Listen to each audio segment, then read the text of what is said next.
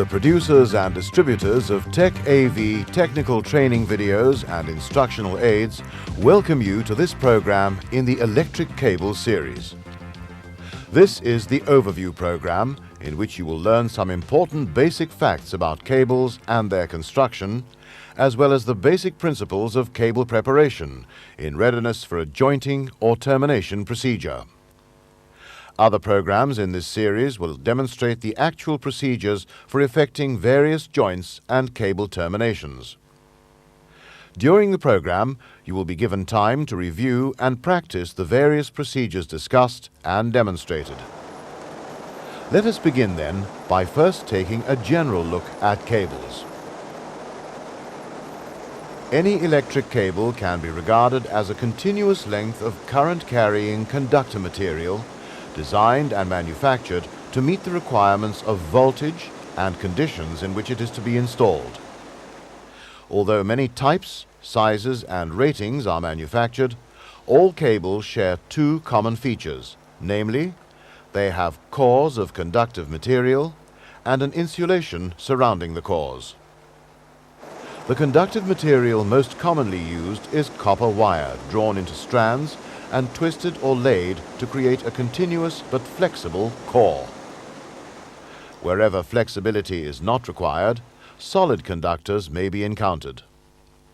Aluminium, too, is extensively used in the creation of cable conductors, and although comparatively less conductive than copper, it is often used to create such types as house supply lines in low-cost developments.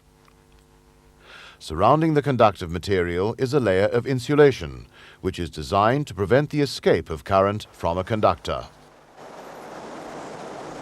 Modern materials created for insulative purposes include polyvinyl chloride, better known as PVC, which is a highly insulative and flexible material. PVC is by far the most common type of insulative material used today, especially in the low voltage ranges.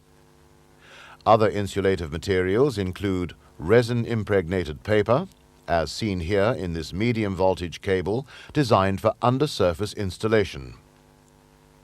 A material called XLPE is nowadays becoming more and more used, especially in the voltage range of 11,000 volts and upward. Commonly called PEX, XLPE, or cross-linked polyethylene, is an excellent insulative material that is also able to withstand far higher temperatures than other types. Let's look now at typical cable construction principles. All cables are constructed in either single-core design or multi-core design. Single core, the simplest design, consists of a single conductive core surrounded by its insulation material. In some applications, several single-core cables are bundled together to bring in a 2- or 3-phase supply to a development. When brought in on an overhead supply, such a configuration is known as ABC line or aerial bundled conductors. Multi-core cables are those in which 2 or more conductor cores are encased together in one unit.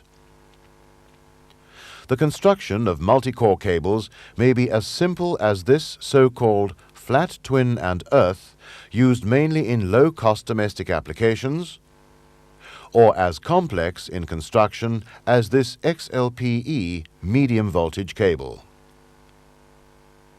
A very commonly encountered cable is the so-called cab tire type, used extensively for portable power supplies or extension leads at home and in industry.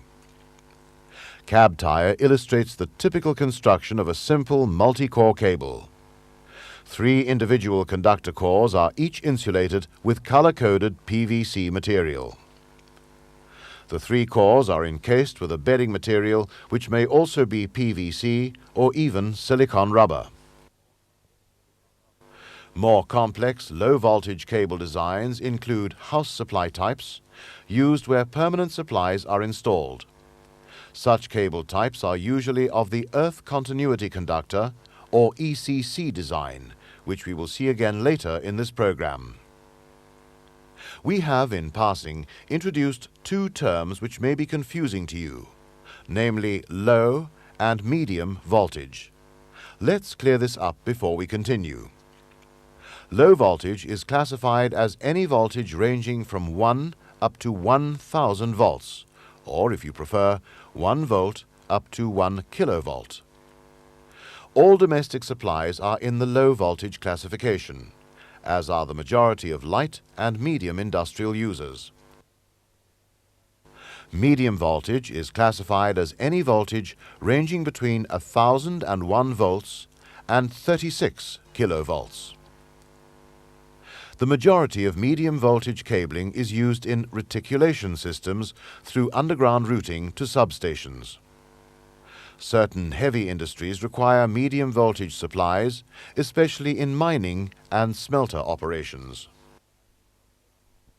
Let's move on now to describe other aspects of cables which you'll need to know about when you come to perform such tasks as jointing or terminating. Many cables that you'll encounter will be of the armored type. An armored cable is capable of withstanding mechanical loads, such as the crushing load imposed when it is buried under a meter or so of soil. A common method of armoring is for the manufacturer to wind or lay galvanized steel wires upon the bedding, thereby creating a strong, crush-proof layer. Such an armoring type is referred to as steel wire armoring, or SWA, and is used mostly with PVC or XLPE insulated cables.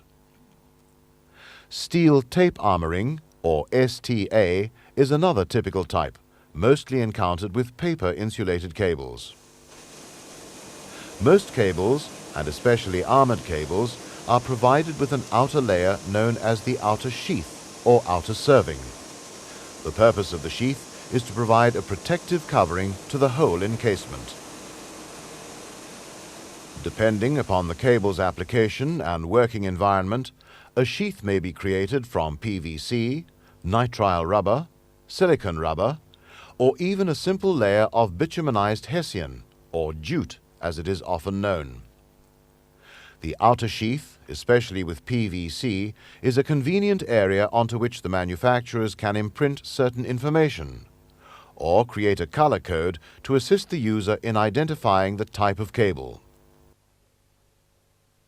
So, by way of review, let's strip back a typical 4-core armored cable and examine its construction.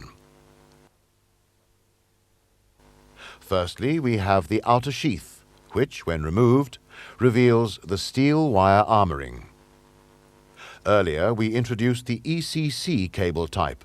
In such a design, some of the armoring strands are in fact designed to be used as the earth-carrying conductor. By carefully observing the armors, you will notice that in this example, 3 strands are made of copper, which, during jointing or terminating procedures, must be connected to provide the necessary earth path. Beneath the armoring layer is the bedding layer, which encases the conductors in this cable type. Each core, within or beneath the bedding, is itself insulated either with PVC, as in this example, or with XLPE material. Let's turn our attention briefly to a typical XLPE insulated cable for purposes of examining certain extra features. Beneath the bedding, or inner sheath, we now have a binder tape which secures all the inner components. Next, there are core fillers. Around each core there is a metallic earth screen, usually made from copper foil. Beneath the screen is a semiconductor tape, sometimes numbered for phase identification. Next is a core screen of semiconductive material that is shrunk tightly against the XLPE insulation. Another conductor screen is found between the XLPE and the conductor core itself. Such a construction is typical of medium voltage XLPE insulated cables.